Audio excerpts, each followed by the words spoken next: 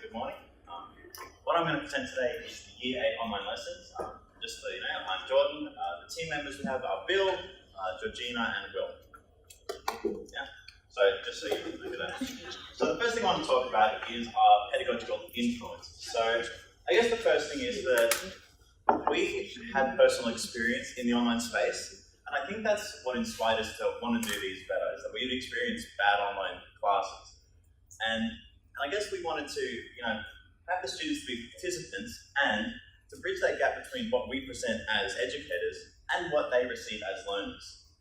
And I guess that if we go to the backbones of how we think about this, it's that we want to have a positive climate for learning, and that we wanted to build that learning community and have students feel supported as when they join our class. And we wanted to make our classes student-centric and take the focus away from us delivering the content and put it back with the student. And each lesson that we present has the students creating learning objects, and also we're putting learning into their hands as much as we can. And we also base it off some wellbeing models where we have faces and encouragement and socialization and belonging as part of the core aspects of this. And also we have a team-based approach. So the teachers support each other in not only creating the lessons, but also presenting the lessons. And each lesson creates accessible material. So the activities, they support you in assessing the students more than they just typed in the chat. And I guess another key aspect of this is that we're willing to step out of our comfort zone. We're willing to try new things and push ourselves. So what I want to do is start by looking at a quote about our online lessons. So your teaching staff should be commended for the work that they do. We sit in occasionally on our lessons, and it's so great to watch and listen to the teachers conduct lessons, making sure that they are engaging with the students and giving encouragement. It is truly heartwarming to hear how these teachers interact with the students and make them feel worthy, and that they have a say on what they say that matters.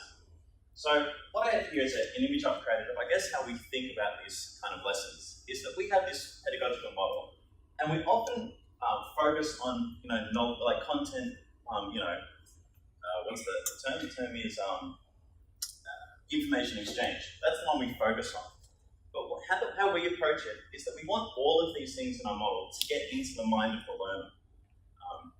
And the reason that we want to do this is that learners today have all the knowledge at their fingertips. I know it's a bit of a cliche, but they have all the information they need on the internet, and what we need to do is facilitate them to want to access it and be inspired to.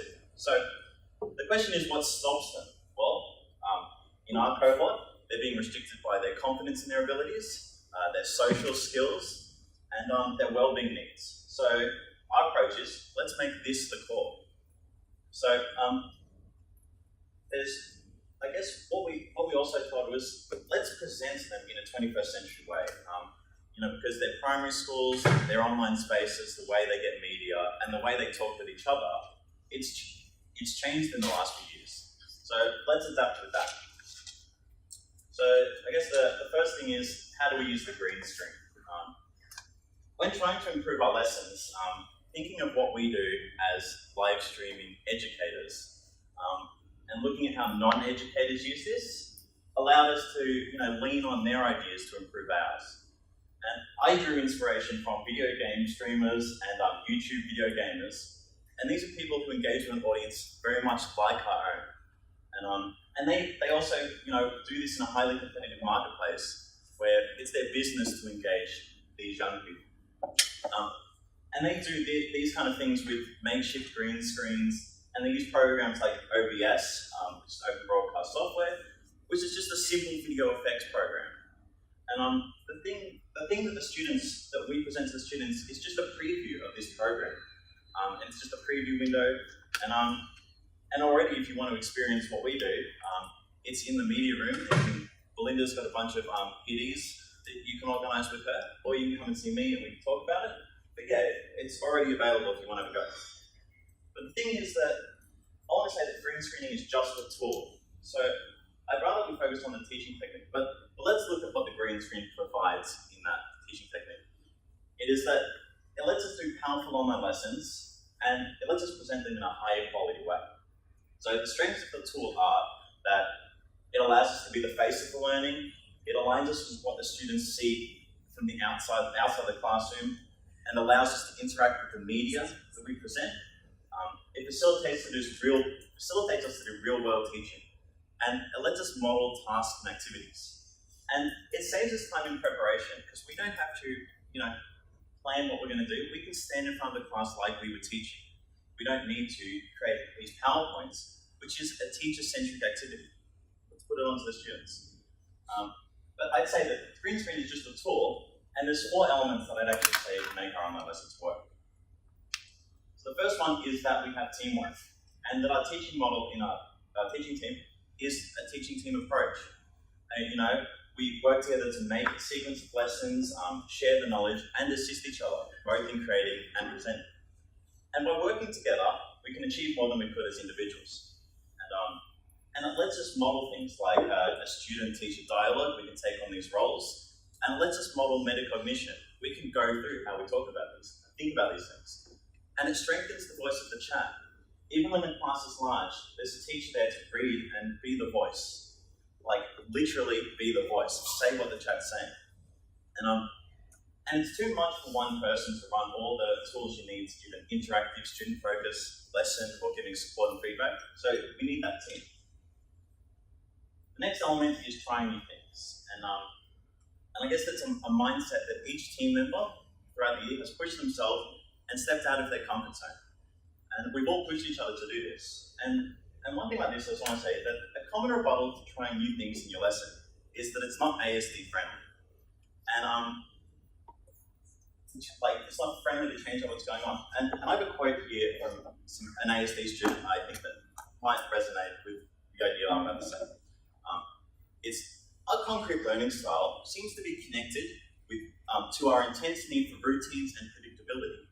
We may experience great distress if we cannot predict what will happen in our environment, or make sense of the changes that do occur. Now, from this, what I want to emphasize is that predictability doesn't mean staying the same. It means that we signpost where the class is going. And if things don't go to plan, we take the time to let the students know that things didn't. And we break the fourth wall. And I think that's an important teaching tool that we need to think about is sometimes we need to let the students see us without that teaching hat on. And using this mindset, we've been able to do things like multi-camera setups, using humor as a relationship-based community building tool, and get students to use these tools and have students create learning objects which other students can experience and grow from. Element 3 is that students are not passive participants. So assessment is embedded into our lessons, and learning artifacts are created each lesson.